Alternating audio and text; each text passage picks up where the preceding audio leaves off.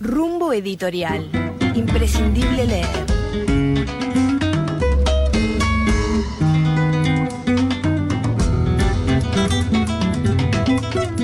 Hola Carmen, buen día, bienvenida. Buen día Alejandro, buen día amigos y amigas de La Mañana en Camino. Tal como habíamos dicho, Carmen hoy no vino sola, está acompañada de la autora Elvira Blanco Blanco de este libro, releído, difamado, insinuado, travestido, escritos sobre Juan Carlos Onetti. Hola Elvira, buen día, bienvenida. Hola, buenos días, bien, gracias. Bueno, qué bueno, ¿no? Este trabajo sobre... Título además muy apropiado para el contenido del libro. Sí. No, viste que hay títulos que a veces te insinúan y después no prometen. Bueno, hay un artículo específico seguro, además que explica el título. Exacto. Pero toda la obra tiene esa... En todo caso se trata de... Bueno, primera cosa, ¿cuál es el génesis? ¿Por qué tuviste la necesidad de aludir a Juan Carlos Onetti y transformar esa alusión en un libro, ¿no? Y bueno, es todo un proceso largo, y creo que es el fin de una etapa también. Llega una hora que uno tiene que decir, bueno, poner el libro en el estante. Claro.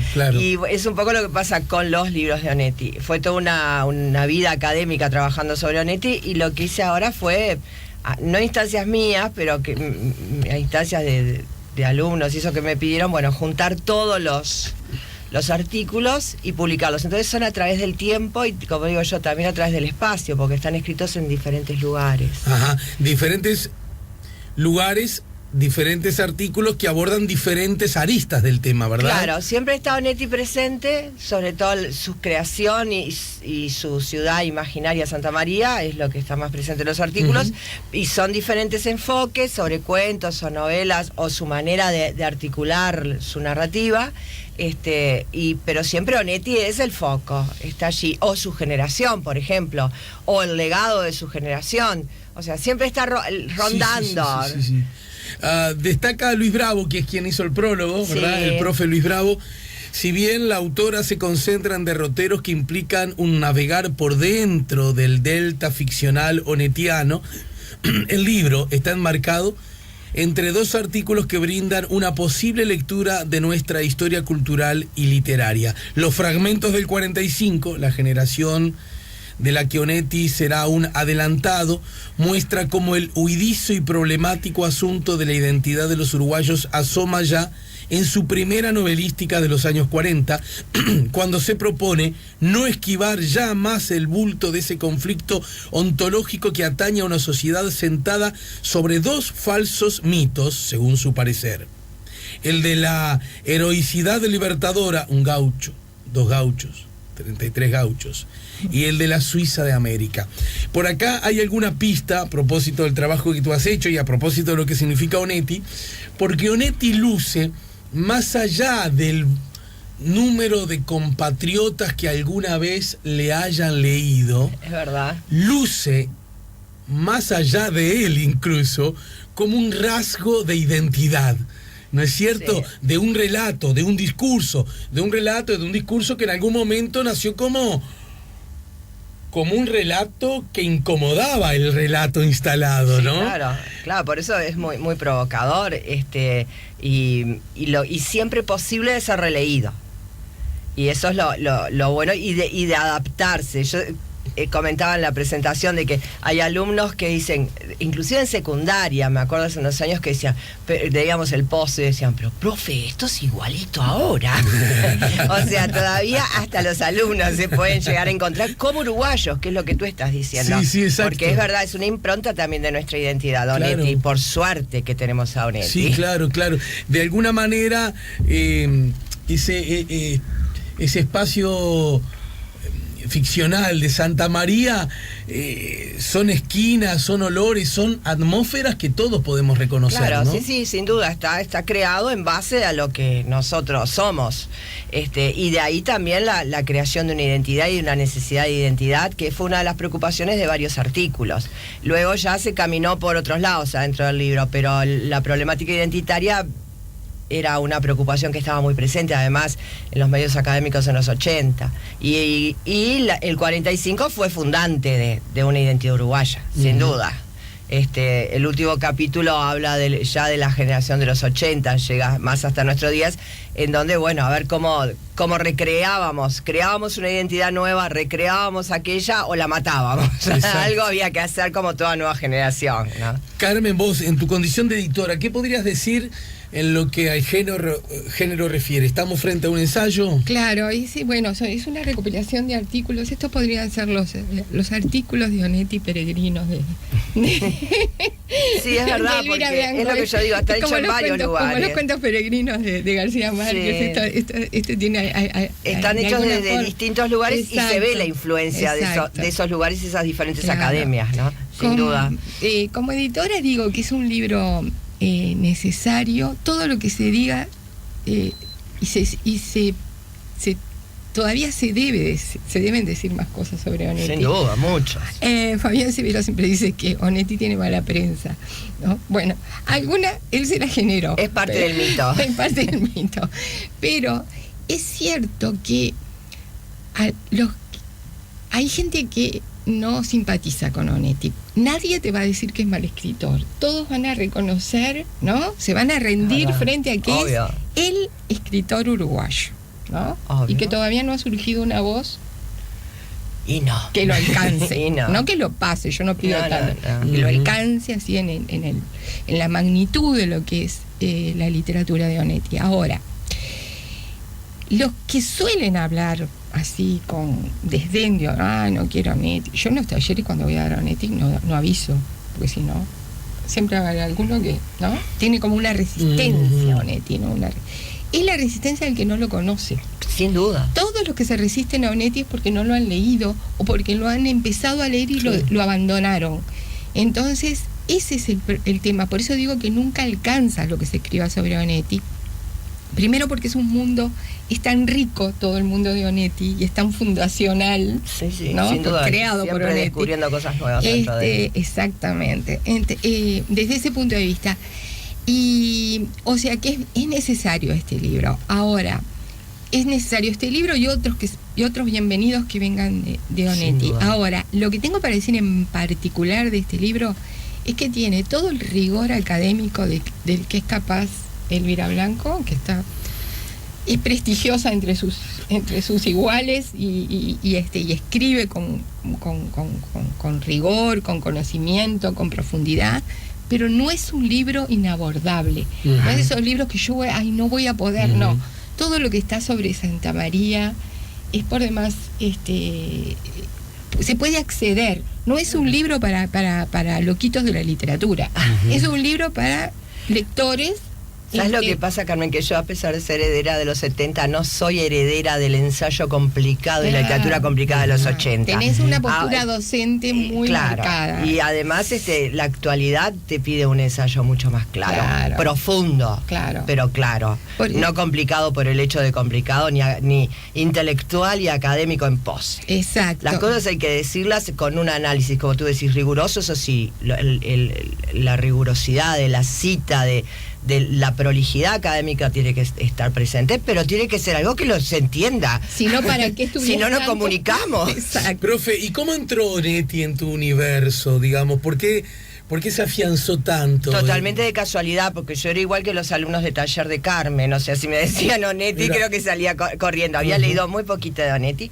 Y cuando yo entré a la Universidad de San Pablo por el portón, simplemente a preguntar dónde se podía hacer una maestría, me encontré con una persona que en aquel momento era una catedrática, que no existen los catedráticos, pero bueno, te quiero decir que era una persona muy importante en el departamento, y que bueno, que después de todo un análisis me tomó, etcétera, etcétera, y sobre qué querías investigar, y yo iba muy entusiasmada para investigar otro autor. Me dijo, no, acá se necesita una investigación sobre la universidad, el departamento necesita una investigación sobre Juan Carlos Onetti.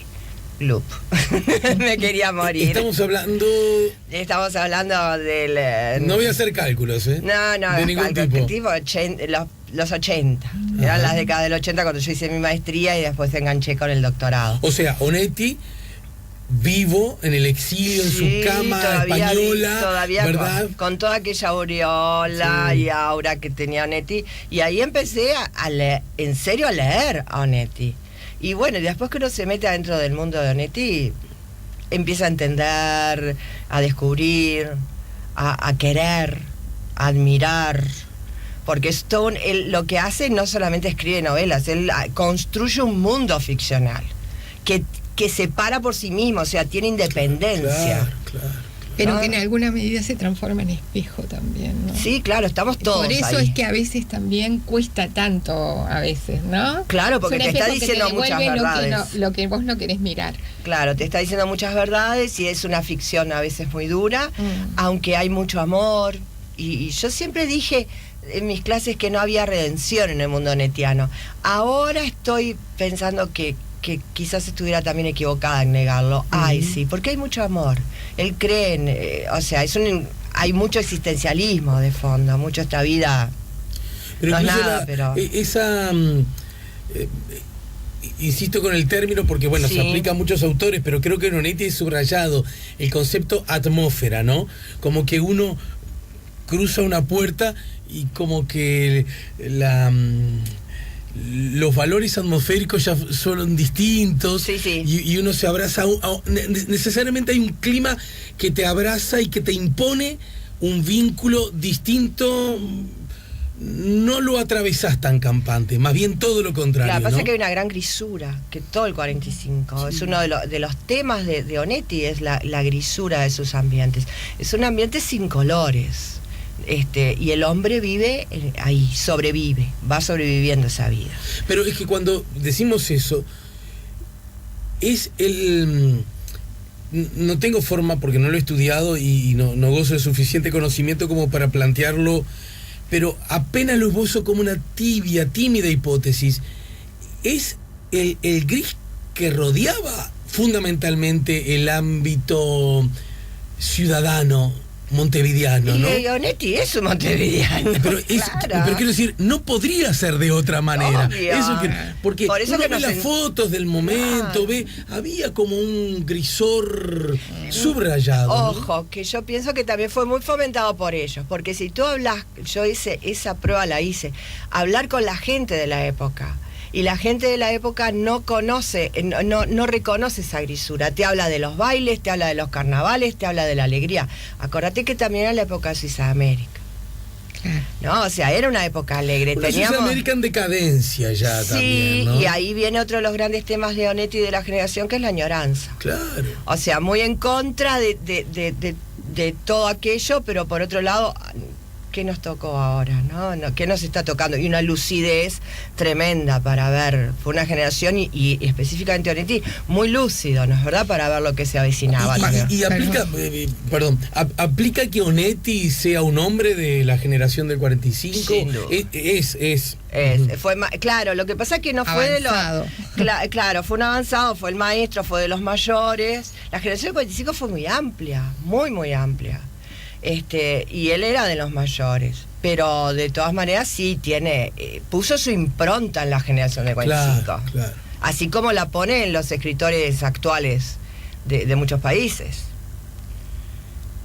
Porque se puede decir de algún modo que es la literatura de Onetti la más, saquémoslo de la más porque tampoco importa, sí, claramente de las más internacionales de nuestros autores, ¿no? Sin duda. El relato, el discurso más vigente, más allá de latitudes. Hay ¿no? hay otros escritores que también en las universidades internacionales, en el exterior, se estudian. Pero Onetti, sin duda, es de los principales, y su estudio tiene un gran caudal de ensayo en el exterior. Y además, muchos escritores actuales, españoles, por ejemplo, reconocen en Onetti a su maestro, y uno los lee y dice, así como uno lee a Onetti y ve a otros escritores atrás, también uno lee a los escritores ahora y ve a Onetti atrás. Claro. Sí, esto es muy claro. Y como en las universidades, la cantidad de tesis y de trabajos y de ensayos que se hacen sobre él es muy grande. Lo que escribió Vargas Llosa sobre Onetti, ¿qué te pareció? Muy interesante, sí, me gustó. Yo inclusive en mi libro en algún momento lo cito. A mí me parece, Vargas Llosa conoce la obra de Onetti, que eso es lo importante. Claro. Lo conoce y sí, es un libro accesible también, es un libro interesante sobre Onetti. Sí. Y me parece que además está también bien que un escritor que tenga una lectura que parezca tan difícil y que se haya creado todo esto que es muy mito de que es un escritor de los difíciles, que también haya gente... Vos lo enmarcás en un mito, eso. Sí, yo creo que no es más difícil que otros. Claro, que otros que no lucen como tan difíciles, por lo menos. Difíciles, pero siempre me preguntan, ¿por dónde empiezo? Bueno, por los cuentos o por el pozo. Claro. Yo siempre recomiendo que se empiece por el pozo, porque digo, es cortito, lo acabas rápido y está quizás... Todo el primer Granonetti está en el pozo ya. Hay como, en el pozo hay como, está por supuesto años luz del conocimiento que ustedes tienen, ¿no? Pero en el pozo es como un resumen del ADN, ahora que se usa tanto, ¿no? Es como una... Podríamos decir, ya sé que mientras más uno sabe, más le resta por aprender, ¿no? Pero alguien honesto puede decir, leí el pozo, entonces conozco Onetti. Tengo una idea, sí, y porque muchos de los temas que están ahí después van a ser desarrollados, claro, de una manera mucho más profunda, mucho más importante, y la técnica que se esboza después va a eclosionar en La vida breve, ¿no? La vida breve es la novela donde se funda Santa María. Esa era una pregunta que les iba a hacer. ¿Es esa la obra cumbre? ¿Podríamos identificar una 100 años de soledad? Bueno, el público conoce, se ha manejado el astillero. Pero también se ha envuelto en un mito el astillero. Porque dice que el astillero es la caída de lo que va a ser después la caída uruguaya, ¿no? Entre comillas todo. Y... yo no creo, para mí la gran creación, sí, desde el punto de vista de la creación, es La vida breve. Lo que realiza el escritor, la creación de esos narradores, cómo crea Santa María, cómo independiza Santa María. Porque Santa María es un invento y sin embargo al final del libro Santa María tiene su realidad. Pasa a ser una ciudad real dentro de la ficción. ¿Cuántos años termina viviendo en España él? O sea, fuera de Uruguay. A mí con fechas no, pero bueno, puede llegar a ser 20 años. 20 años aproximadamente. Tal vez hasta alguno más. No, porque se va cuando el episodio, ¿no? Sí, aquel que lo ofició de jurado. De jurado, el famoso jurado. Sí, un absurdo desde cualquier perspectiva. Desde cualquier todo perspectiva. Fue absurdo, todo lo que vino después de ahí. Todo, fue un gran absurdo eso. Y luego, bueno, no querer venir, ¿no? Porque cuando se le da el premio, después con la apertura, el mismo Sanguinetti le pide que venga, sí, claro. Él no quiso, y ahí hay una posición, ¿no es verdad? Ya es un mundo que no le interesa. Él fue ya de otro mundo, y pasa eso, ¿no? Ya estaba más mayor. Genera como vínculos, raíces, estadios, ¿no? Que ya no requieren del lugar del cual venís, ¿no? Ahora sigue recreando su mito, ¿no? Con todas aquellas entrevistas que daba en la cama, tirado, sigue recreando su mito de... Claro, porque él podría dar la entrevista en el sofá, ¿no? Claro, sentado en la mesa tomando mate. Se alimentaba. Y eso es bueno porque estaba vivo, quería seguir trabajando su imagen. Claro, como él cuando decía que él escribía para él y que, ¿no? Que Galeano dijo, bueno, y entonces... si escribe para usted, para que me manda el libro para que le haga la reseña, ¿no? la anécdota de que Galeano siempre contaba, pero eran esas Galeano y Onetti se llevaban bastante bien, ¿no? Claro, pero esas una diferencia de edad tremenda. Pero que si tenían un vínculo. Ahí tenés, ¿no? Bueno, Marcha, porque además, claro, en Marcha, claro. Marcha los reunió. Fue sí, claro, claro. De muchos, ¿no? Claro. Marcha. Y claro, Galeano era más joven, más irreverente, más, ¿no? Pero digo que eran esas poses de Onetti que fueron las que alimentaron toda esa cosa y a él creo que me encantaba todo. Por eso me encanta el título y bueno, te quería preguntar sobre eso, Elvira, ¿por qué elegiste este título? Lo que pasa es que ese título surge de un artículo que yo que escribí desde acá, ya estando en Montevideo, sobre... Hoy día vivís aquí, ¿no? Sí, yo veo acá, doy clases acá, soy profesora del IPA, ¿En la Católica también? Sí, en la Católica también. Lo que pasó fue que hicimos dentro de la literatura gay y de la literatura queer, trabajé varios ejemplos de Onetti, de la literatura de Onetti. Como aquel misóginos personajes, ¿no es verdad? Tan machistas. Bueno, yo conozco más de una escritora muy importante uruguaya que desde ese lugar se sienten muy lejos de Onetti. Y sin embargo, en un clásico de como es La vida breve, aparecen cosas. Claro, cuidado con los fantasmas, ¿no? Porque entonces ahora podemos empezar a leer todo desde el ángulo que se nos diga. Yo siempre pongo ese ejemplo y digo, por favor, el único llanto creo que hay, el único, si no me equivoco, dentro de Martín Fierro, es Martín Fierro llorando en la tumba de Cruz, ¿no? Entonces, cuidado que podamos, claro, se fueron los dos juntos para las tolderías, claro, etcétera. Sí. Podemos empezar a tirar abajo un montón y no es eso, sino que hay realmente Onetti habilita una lectura de ese tipo, más hacia un enfoque de la literatura queer o de la literatura gay. Bueno, pero en todo caso, perdón, profe, pero esas son las pistas, las pautas de lo que podríamos llamar un clásico, es decir, claro, una obra que conforme pasa el tiempo, igual desde distintas perspectivas nos sigue diciendo cosas. Bueno, por eso releído. Claro. Por eso difamado para algunos. Claro, que te salía por eso travestido también. Y después, y hay un cuento para los que es clave en este tema, que es Jabón. En el cuento en que es clarísimo que, bueno, el tema ahí sí es la literatura en general, la literatura queer. Digo queer, no digo gay, la literatura queer, porque no se sabe quién es ese personaje. Si es un hombre, si es una mujer. Sí. Es un cuento muy... y de los últimos. Qué interesante que sería extraordinario estar con Onetti ahora y decirle qué bueno te quedó el cuento queer, ¿no? Claro. Dice, ¿de qué me hablas? Claro. ¿Yo qué hice? Bueno, por eso, vuelvo a decir, por eso lo de también insinuado.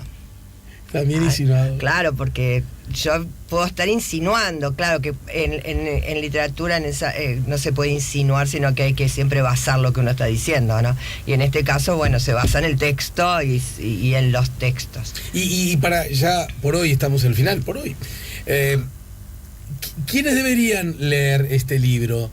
La humanidad entera sería buenísimo porque bárbaro, Elvira, se harían muy ricas las dos, pero supongamos que no lo lea la humanidad entera y haya que decidir por un puñado.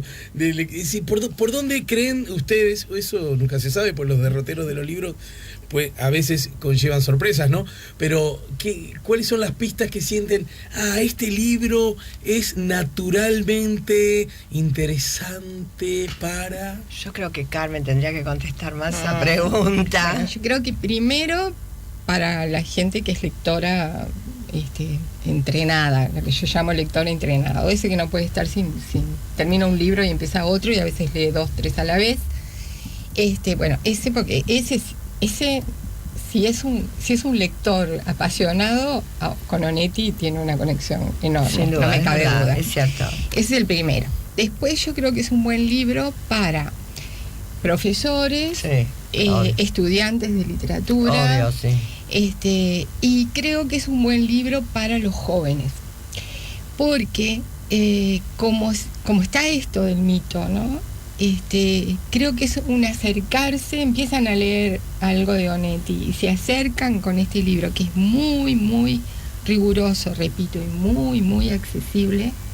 Y creo que, por ejemplo, sobre Santa María, puede abrírseles un mundo, ¿no? Pueden tener un acercamiento amable y más justo con Onetti. Porque creo y también pienso que se pueden interesar por la generación, porque hay... Y por la generación, que es la otra cosa importante. Tiene muchas cosas, pero yo creo que esas son como las que acercan más, ¿no? A mí me interesó mucho siempre 45 y bueno, ahí son articulitos, ¿no es verdad? Claro. Resúmenes de una tesis de doctorado, pero está muy bueno. Pero presenta algo que para mí es lo importante, que es no decir todo porque es imposible, no repetir y pero insinuar para que otros sigan leyendo y provocarnos, ¿verdad? Claro. Provocar para pensar. Eso es lo importante que tiene que tener un libro. Y yo que vivo en el mundo de los talleres digo que todos los que van a talleres literarios, creo que para los coordinadores y para los talleristas, creo que es genial también, porque también te da un acercamiento académico que no es el propósito del taller, de un modo también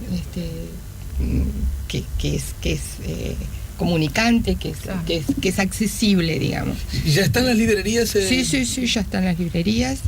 Si no lo encuentran, lo reclaman a gusto. Para terminar, Elvira, Blanco. Blanco.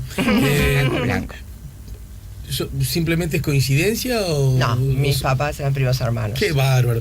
Bueno, ¿quién no se ha enamorado de una prima? Lo que pasa es que no nos hemos animado. Bueno, se enamoró de la prima ya mayor, pero como con 18 años, pero... Ah, bien. ¿Había diferencia de edades entonces? No, se conocieron cuando tenían esa edad, o sea, no se criaron juntos. Fueron a un baile, chichi, ¿qué sos, prima? Ah, somos primos, hola. No fue tan así, pero bueno, no se criaron juntos. Déjame crear Santa María, a lo mejor era así. Ficción.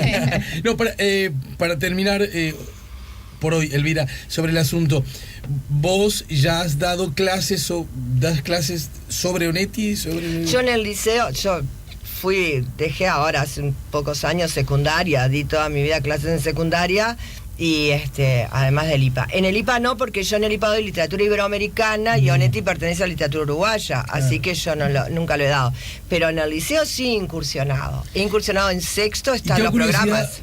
¿Qué ha pasado? ¿Qué te ha pasado? ¿Qué ha sucedido con Onetti, los muchachos? Se puede sin problema. Hay que entrarle al texto, ¿no es verdad? Pero lo he llegado a dar en tercero, muy arriesgado. Yo era joven cuando hacía esas cosas arriesgadas, pero bueno, algunos llegaron, no voy a decir que todos, pero luego en sexto sí, sin problema, se puede dar Onetti, se puede dar cuentos. Yo trabajaba mucho Jacobi el otro y la película de Brezhnev, Mal día para pescar. Ah, claro. Y entonces trabajábamos las dos cosas. Otra cosa que Onetti provoca es como la necesidad de otra vez me veo diciendo lo mismo, recrear su atmósfera a través de otros lenguajes artísticos, ¿no? Sí, que el cine, que el teatro, como que piden a gritos, el ¿no? cine ha dado buenos resultados. Por ejemplo, Mal día para pescar me parece una muy buena película. Yo comento alguna cosa en el libro al respecto de es buena película. Y para los alumnos en sexto ayuda mucho después de ver el cuento, para poder sobre todo discutir, porque como tienen finales diferentes. Claro. En la Universidad Católica también. Yo ahora solamente doy algunos cursos en la Universidad Católica porque me jubilé de la Católica, pero todavía continúo con algunos cursos y me acuerdo que en literatura para extranjeros yo daba Onetti y hacíamos unas mesas redondas muy interesantes sobre los dos finales, el del cuento y el de la película. Bueno, muchas gracias, Elvira, por la visita. Gracias a ti por la invitación. Elvira Blanco. Y gracias a Carmen también. Cuando pasaban la lista decían Blanco. Bueno, cuando era niña y jovencita me hicieron muchos. ¿Sí? Tanto profesores como compañeros, no muchos, pero no era época de hacer mucho bullying, pero... O se hacía pero no se sabía. Sí, como que hablaban prosa pero no lo sabía. Algún comentario han hecho, claro que sí. Bueno, pero yo lo digo desde la fascinación, todo lo contrario, ¿no? Releído, difamado, insinuado, travestido, escrito sobre Juan Carlos Onetti de Elvira Blanco, es de Rumbo Editorial y con su autora y con Carmen acabamos de poner la mañana en camino. Carmen, con vos nos reencontramos la semana próxima. ¿Me dejas hacer una invitación chiquitita? Sí. Sí, nos reencontramos, pero para avisar con tiempo, porque la gente dice que yo aviso en último momento. Una vez escuché que el uruguayo es ese, creo que en Argentina la escuché, que el uruguayo es ese, que te pregunta si puede hacer una pregunta. Al aire. Entonces ya dice, perdón, ¿te puedo hacer una pregunta? Sí, la acabas de hacer, ya el otro, ¿no? No, yo hice una invitación. Vamos el sábado 11 a las 2 de la tarde, en la Casa de la Cultura de Minas, vamos a estar haciendo entrega del premio Cuentos de Taller que organizamos con la Fundación Lolita Rubial, Quipus, Rumbo y Zona Libro. El premio es la publicación de los cuentos premiados, pero además para que sea una cosa bien hermanada y que estemos todos contentos, se selecciona también un cuento por taller de los que participan. O sea que nadie tiene excusa para no estar. Todo el mundo está en el libro. Claro. Estamos todos allí. Y bueno, entonces quiero invitarlos a que nos acompañen. Recordame la fecha entonces. Es el 11, sábado 11, a las 2 de la tarde. De paso, van a Minas, que siempre es lindo, sí. Es un lindo paseo. Se compran las cosas ricas que hay en Minas, que yo no dejo de ir a Minas y comprar esas cosas ricas. Y bueno, y que nos acompañen allí, porque la gente de la Lolita Rubiela además nos está esperando siempre nos está agasajando y son re amigables. Y bueno, bueno, acompañen el que quiera acompañar, por supuesto, todos los que acuden a talleres literarios, pero los que no acuden y están cerca o tienen ganas, están invitados. Muy bien, Carmen, allí estaremos 11 del 11 a las 14 en Minas, en el marco de cuentos del taller convocado por Quipus, Rumbo y Zona Libro. Rumbo Editorial. Imprescindible leer.